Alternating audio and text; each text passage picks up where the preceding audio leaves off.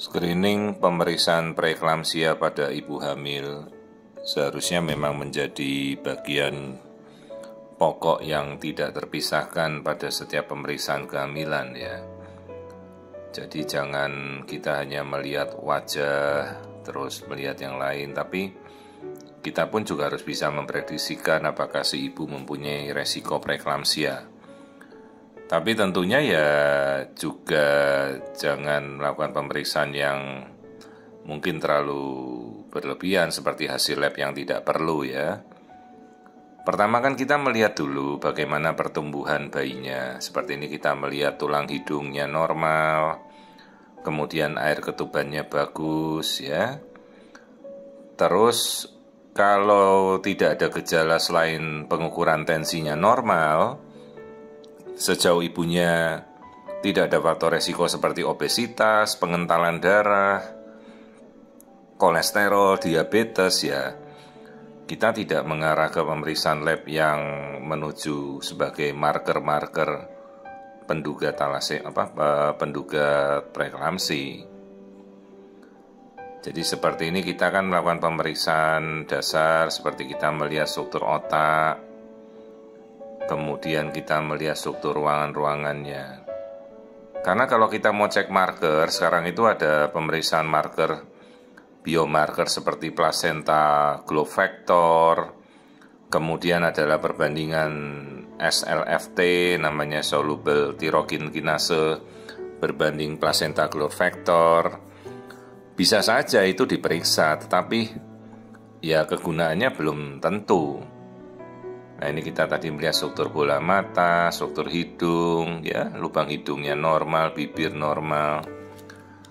Jadi pada prinsipnya lihat dulu pertumbuhannya. Kalau pertumbuhannya bayinya normal, tensi ibunya terkontrol, ibunya dalam batas kenaikan berat badan yang wajar, ya kira-kira sejauh dia body mass index-nya normal, seperti kita mengukurkan tinggi badan dikurangi 100, 110, itu dapat berat badan awal ibu, terus kita naik 15 kilo lah kira-kira ya, selama kehamilan 9 bulan.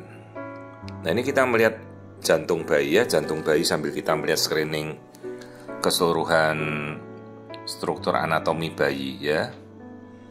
Jadi ibu ini melakukan pemeriksaan placental growth factor, kemudian pasien ini dilakukan pemeriksaan, seingat saya soluble thyroxine kinase ya.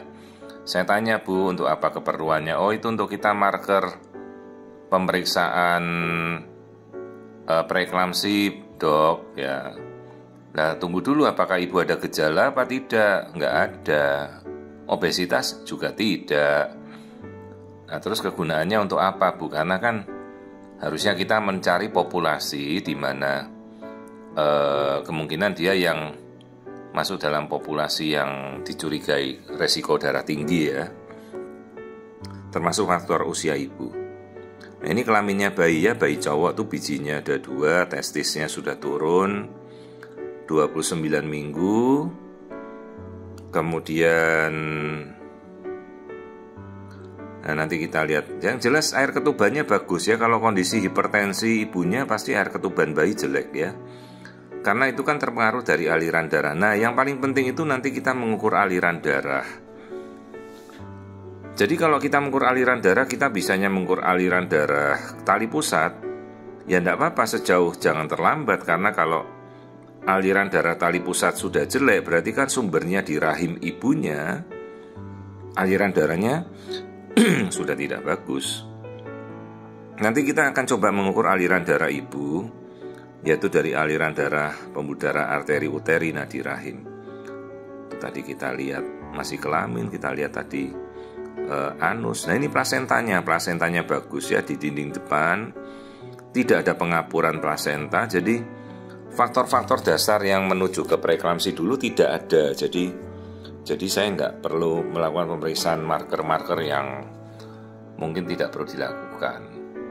Nah, lihat ini tali pusat aliran darahnya bagus. Jadi kalau aliran darah sampai ke tali pusatnya bagus, seharusnya menuju ke plasenta baik, berarti kan peredaran darah ibunya normal. Nah, ini yang mau kita lakukan untuk sebagai screening preeklamsia itu kita mengukur cukup dasar saja.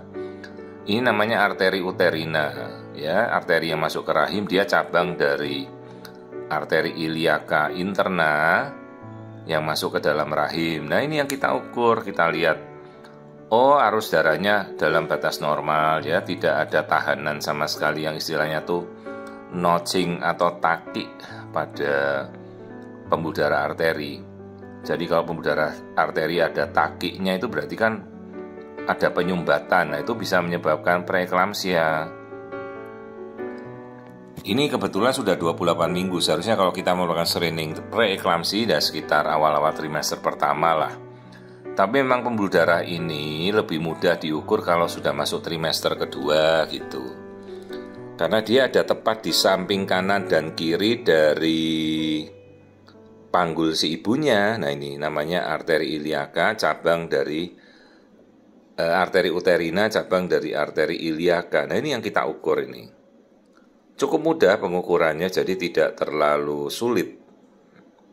Nah, kalau sekedar untuk penelitian kita mau mengukur marker placental growth factor, mau mengukur soluble thyroid kinase, ya boleh-boleh saja. Tapi kan mungkin dia memakan biaya yang cukup besar ya. Lain kalau untuk penelitian free of charge, biaya gratis, ya oke saja ya mungkin ya. Tapi kalau tidak, ini kita lihat telinga bayi ya sambil kita lihat ke dalam. Jadi sambil saya melakukan screening untuk preeklamsia, kita melihat anatomi sambil jalan lah. Jadi sekaligus semua kita lihat. Ya, bentuk telinga normal. Kalau sempat melihat kuping bayi, ya kita amati sekalian telinganya ya. Jadi sambil saya melihat anatomi bayi, ini telinganya tuh sampai bagian dalam kupingnya kita lihat daun telinganya gitu. Dilihat apakah ada papil atau kutil. Dan juga kita lihat bentuk telinga, kan ada yang mikrotia atau telinganya kecil, ada telinganya normal, dan telinganya malah tidak terbentuk. Ada yang posisi telinganya melorot atau low ear set ya. Jadi kita udah lihat semua nih kondisinya. Mata, hidung tadi kita sudah cek. Coba kita ambil profil wajah. Karena sebenarnya udah trimester 3 kita sudah tidak mengamati anatomi lagi ya. Hanya saya tadi menunjukkan untuk screening preeklamsi saja yang mudah dilakukan dan praktis dengan USG, ya kita sebenarnya sudah cukup. Ada pembuluh darah lain yang sebenarnya bisa diukur tapi ya tidak praktis, seperti misalnya pembuluh darah pada area mata ibu ya. Pada daerah orbita itu ada pembuluh darah pada bola mata, bisa jadi diukur tapi kan tidak praktis. Dan tidak nyaman juga ya kalau mengukur itu. Tapi kalau kita mengukur arteri uterina, dan itu sudah cukup prediktor yang cukup handal dibandingkan dengan kita melakukan pemeriksaan yang lain, paling tidak kita sudah bisa. Karena terapinya juga sama, harus anti hipertensi, pengencer darah, kolesterolnya dijaga, gulanya dijaga.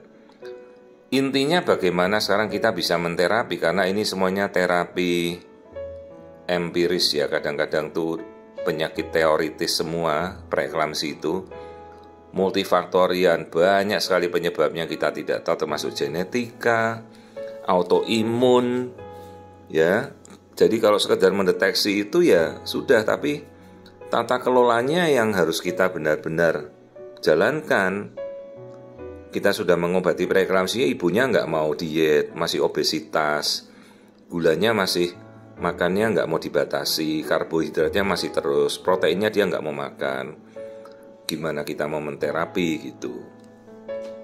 Jadi kalau sekedar mendiagnosa sudah, apalagi kita mau melakukan screening, terus kalau sudah sampai ketemu, mau kita apakan?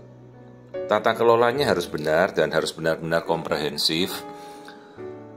Juga butuh kedisiplinan dari ibu ya. Jadi semua sudah kita lihat. Tadi kita mengukur arteri uterina untuk screening preeklamsia, dan ini kita akhiri dengan melihat wajah janin karena bayinya masih mau melihat wajah dengan sangat jelas ya. Ini kehamilan sudah 28 minggu, trimester ketiga, semuanya berjalan normal.